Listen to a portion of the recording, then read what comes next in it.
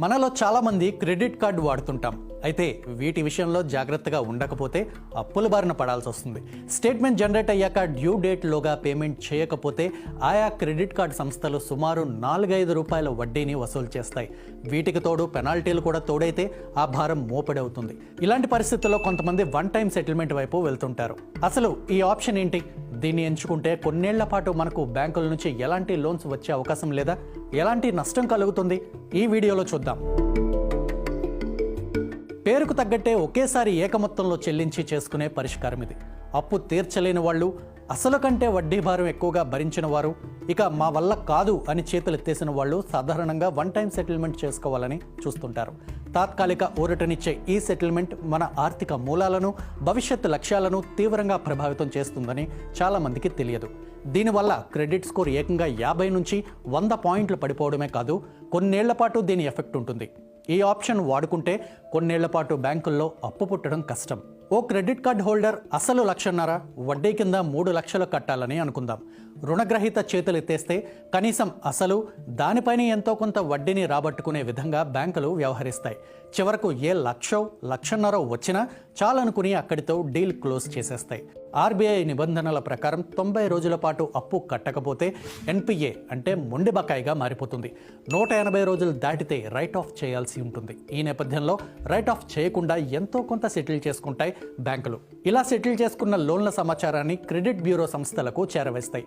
భవిష్యత్తులో ఆ వ్యక్తికి అంత ఈజీగా మళ్ళీ లోన్లు పుట్టకుండా ఈ వివరాలను తెలియజేస్తాయి. సాధారణంగా మనం ఏదైనా లోన్ అకౌంట్ క్లోజ్ చేసినప్పుడు బ్యాంకులు, ఆర్థిక సంస్థలు క్లోజ్డ్ అనే పేరుతో నో అబ్జెక్షన్ సర్టిఫికేట్ ఇస్తాయి. కానీ వన్ టైం సెటిల్మెంట్ చేసుకుంటే సెటిల్డ్, పార్షియల్లీ సెటిల్డ్ పేరుతో మన సిబిల్ రికార్డ్స్లో ఉండిపోతుంది. వన్ టైం సెటిల్మెంట్తో సిబిల్ స్కోర్పై తీవ్ర ప్రభావం ఉంటుంది.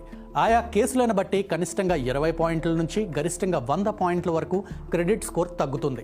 లోన్ ఎన్నిసార్లు డిఫాల్ట్ అయ్యారు అనే దానిపై క్రెడిట్ స్కోర్ నష్టం ఆధారపడి ఉంటుంది. ఈ సెటిల్డ్ స్టేటస్ మన సిబిల్ రిపోర్ట్లో కొన్నేళ్ల పాటు ఉంటుంది. ఈ సమయంలో లోన్స్ రావడం అసంభవమేమీ కాదు, కానీ సులభంగా రావు. ఎందుకంటే మీకు ఆర్థిక స్థిరత్వం లేదని సంస్థలు అర్థం చేసుకుంటాయి. కొత్తగా లోన్ ఇచ్చేందుకు ధైర్యం చేయవు. మనం ఎదుగుతున్న క్రమంలో చిన్న వయసులో లోన్లు సెటిల్ చేసుకుంటే భవిష్యత్తుపై చాలా ప్రభావం ఉంటుంది. కీలకమైన టైంలో హోమ్ లోన్, వెహికల్ లోన్ వంటివి రాకపోతే ఇబ్బందుల్లో పడాల్సి వస్తుంది. కొత్తగా క్రెడిట్ కార్డులు పొందే అవకాశం తగ్గిపోతుంది. అయితే ఈ వన్ టైం సెటిల్మెంట్తో అసలు, వడ్డీతో కలిపి విపరీతమైన ఆర్థిక భారాన్ని మోయకుండా తాత్కాలిక ఉపశమనం పొందొచ్చు. బాకీ పడిన మొత్తంలో కొంత శాతాన్ని ఒకేసారి చెల్లించి ఆ భారాన్ని దింపేసుకోవచ్చు. సెటిల్ చేసుకున్న 2-3 ఏళ్ళు దీని ఎఫెక్ట్ ఎక్కువగా ఉంటుంది. తర్వాత ఈ ప్రభావం కాస్త తగ్గుతుంది. అయితే మీరు ఈలోపు మళ్ళీ ఇతర సంస్థల దగ్గర ఎలాంటి డిఫాల్ట్స్ లేకుండా చూసుకోవాలి. క్రెడిట్ కార్డు చెల్లింపులు, ఈఎంఐలు వంటివి నిర్ణీత సమయంలో చెల్లించాలి. క్రెడిట్ యూటిలైజేషన్ 30% లోపే ఉంచుకోవాలి. అన్సెక్యూర్డ్ లోన్స్కు ఎంత దూరంగా ఉంటే అంత మంచిది. క్రమంగా క్రెడిట్ హిస్టరీని మెరుగుపరుచుకుంటే సిబిల్ కూడా మెరుగవుతుంది. అప్పుడు లోన్లకు వెళ్లేందుకు మార్గం ఉంటుంది. కానీ సెటిల్మెంట్ అనేది మన ఆర్థిక క్రమశిక్షణపై ఎప్పటికైనా ఓ మచ్చలాంటిదే. వన్ టైం సెటిల్మెంట్కు వెళ్లే ముందు ఈ 3 అంశాలు చెక్ చేసుకోండి. వన్ టైం సెటిల్మెంట్కు వెళ్లే ముందు ఇతర ఆల్టర్నేట్స్ ఏమైనా ఉన్నాయేమో ఖచ్చితంగా చెక్ చేయండి.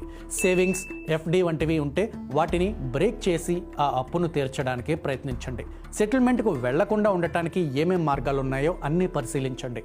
వీలైతే బ్యాంకర్తోనూ, ఫినాన్స్ సంస్థలతోనూ చర్చించండి. వడ్డీ ఏమైనా తగ్గిస్తారేమో ఒత్తిడి చేయండి. మీ పేమెంట్ సైకిల్కు ఎక్స్టెన్షన్ అడగండి. లేదంటే క్రెడిట్ కౌన్సిలింగ్కు వెళ్ళి ఇతర మార్గాలు ఏమైనా ఉన్నాయేమో అన్వేషించండి. సెటిల్మెంట్ తప్పదనే నిర్ణయానికి వచ్చాక గరిష్ట ప్రయోజనం పొందేలా చూసుకోండి. అప్పు, వడ్డీ భారం ఎంత తగ్గినా మంచిదే కదా. బ్యాంకర్ల నుంచి వీలైనంత ఎక్కువ సమయం తీసుకోండి. ఈ వివరాలన్నింటితో వారి నుంచి లెటర్ తీసుకోండి.